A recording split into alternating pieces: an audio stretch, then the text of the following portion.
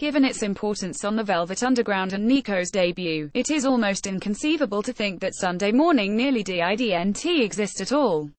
After listening to the album's first acetate opened by I'm Waiting for the Man, producer Tom Wilson believed the record lacked an identifiable single and asked Lou Reed and John Cale to write a new song for Nico to sing. Written by Reed and Cale at 6 a.m. on a Sunday morning after an all-nighter in Manhattan, the song certainly delivered on Wilson's order. Reed took the lead, relegating Nico to background vocals. In the studio, Cale discovered the Celesta that would give Sunday Morning its eeriness. Beneath the veneer of this beautiful song is the feeling of anxiety and unrest. Andy Warhol challenged Reed to write a song about paranoia and Reed responded with the line, "Watch out, the world's behind you." Only the Velvets could make a song both pretty and distressing, too. I'm Waiting for the Man. The ability to shock with taboo subjects such as buying drugs has waned today, but until 1967's I'm Waiting for the Man, music was devoid of an overtly decadent tale such as this. It represents an aesthetic high point for the Velvet Underground, sonically and lyrically. Witness the rhythm section's mimicry of a train heading to the intersection of 125th Street and Lexington Avenue, East Harlem. First thing you learn is that you always got to wait, Reed laments. But it's all good, his man's got the goods, and, to make up for his lack of punctuality, he gives him a taste. Reed's real triumph, though, is that with I'm Waiting for the Man he created cinema verite in rock. Its legacy, then, was creating a world in which any topic was now permissible in music, and that illicit trip to score drugs made for or joyride. 3. Heroin is the Velvet Underground's masterpiece, 7 minutes of pseudo-spiritualism, in which a poet intones on the divinity of his addiction. The experience of listening to Heroin is so compelling and excruciating that you want to be part of it as much as you want to help him. Reed is supported by a stellar supporting cast consisting of John Cale's shrieking viola and Mo Tucker mimicking heartbeats on drums. The song is built around the tension between an accelerating beat and the guitar's chords that toll to a real-time description of an opium-induced state. While the Beatles were singing that all you need is love, Reed was declaring that all he needed was drugs, and redefining how rock should sound in the process. The Velvet Underground in Venus in Furs, a film by Piero Helixer, New York, November 1965.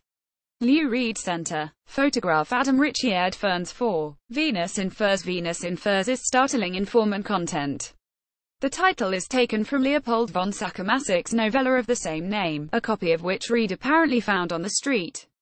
To soundtrack this tale of sadomasochism, the group put down a droning, noisy, and brutal sound that would go on to embody the Velvet Underground and Nico. Cale's shrill electric viola pierces the skin of a maelstrom consisting of ringing, trebly guitars and Mo Tucker's primal bass drum and tambourine shakes. Whiplash Girl Child in the Dark Clubs and Bells, Your Servant, Don't Forsake Him, Strike, Dear Mistress, and Cure His Heart, Reed intones, demonstrating his poetic flair as both voyeur and narrator. Reed may have retold someone else's story. Von Sacher-Masoch's book is written from experience, but Venus in Furs remains peerless to this day. 5. White Light White Heat. Much like Heroin, White Light White Heat's composition imitates the rush of drug taking. In this case, Cale's fuzzy bass solo is the exhilaration after methamphetamine consumption. The track finds Reed listing off the mental discomfort his beloved powder causes, and yet it's delivered with an insatiable giddiness. The call and response between Reed and the backing vocals Cale and Morrison make for a catchy refrain, and if you strip away the proto-punk elements of dissonance and distortion, the song follows a typical rock roll beat. Reed's self-destruction and nihilism would take another 10 years to come to mainstream attention through punk, but in 1967 the vision was solely their own. After White Light White Heat, all that the Velvet Underground had to compete with was the inevitable come-down and the ignominy of the crash. 6. Sister Ray. Legend has it that when the Velvet Underground recorded Sister Ray in one take, the recording engineer left the studio, complaining that he didn't want to listen to what the band were creating. When the band finished, they had marked the origin of noise rock through a 17.5-minute jam that turned rock roll into what Reed described as a scene of total debauchery and decay. The Velvet Underground matched their ambition on their debut album with Heroin, but Sister Ray, White Light White Heat's epic finale, catalogues each member's musicianship, fleshing out their raw sensibilities and then stretching them out to a point of no return. With no overdubs on the production, the group revolutionized rock music through the pure onslaught of their playing. Reed and Morrison laid down guitars with serrated feedback, Cale stuck his organ through a guitar amplifier, and Moe Tucker pounded a beat like she was knocking on a chamber door. Sister Ray's decadent edge reveals itself more and more with repeated listens. Reed's disjointed tale of sex, gun crime, and looking for the main line to shoot heroin was a dark counterpoint to the Summer of Love. 7. Pale Blue Eyes. By the time the Velvet Underground recorded their self-titled album, they seemed to have pushed rock to its ultimate boundaries. The world wasn't ready for their ingenuity, and their failure to make headway commercially caused friction between Reed and Cale about the future direction of the band. Cale wanted to be weird, Red wanted to be beautiful, which led to Cale's departure and Doug Yule stepping in as his replacement. The Velvet Underground Mark II made a stylistic shift towards intimacy, with Reed seeking redemption on songs such as Beginning to See the Light and Jesus. However, the album's emotional centerpiece, Pale Blue Eyes, comes before them and ranks as Reed's best love song. Sometimes I feel so happy, sometimes I feel so sad, Reed says to his lover. Morrison's subtle guitar and Tucker's tambourine create a gentle foil for him to confess his feelings. But Reed's tribute isn't as simple as it suggests. The bittersweet clincher comes later, with the revelation the fact that you are married only proves you're my best friend.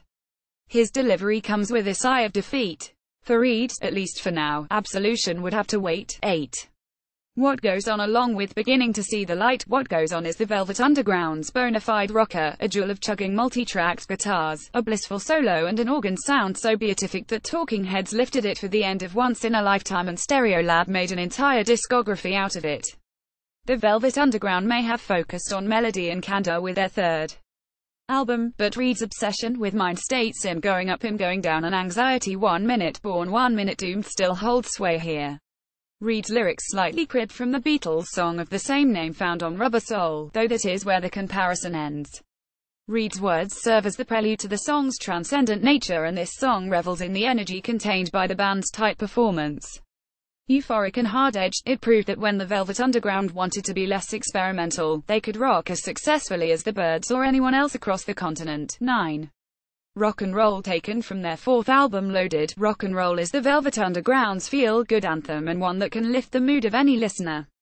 The chord changes and gliding solo before the climax contain enough euphoria to throw a TV set out of the window and into a car windscreen. While Rock and Roll is ostensibly the story of Jenny's moment of salvation, the finding deliverance from some fine music, it is also Reed's and perhaps yours eulogy to the genre, taken from personal experience.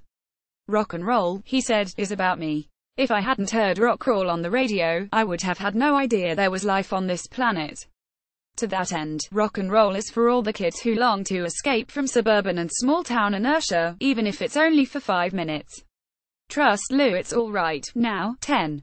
Sweet Jane. When the Velvet Underground released Loaded, the group existed in name only, following co-founder Reed's departure 3 months earlier. With Sweet Jane, Reed left de facto leader Yule with a template for a potential pop hit, and Yule rewrote the song, editing the bridge out, much to the displeasure of Reed. Ironically, the version played throughout 1970s American AM radio, from Reed's live album, Rock Roll Animal, went on to present the Velvet Underground to a new generation of listeners previously unaware of the landmark recordings and genius. The real version, brought to light by the Peel Slowly and See box set in 1995, proves to be the first great pop song Reed wrote as the chief songwriter.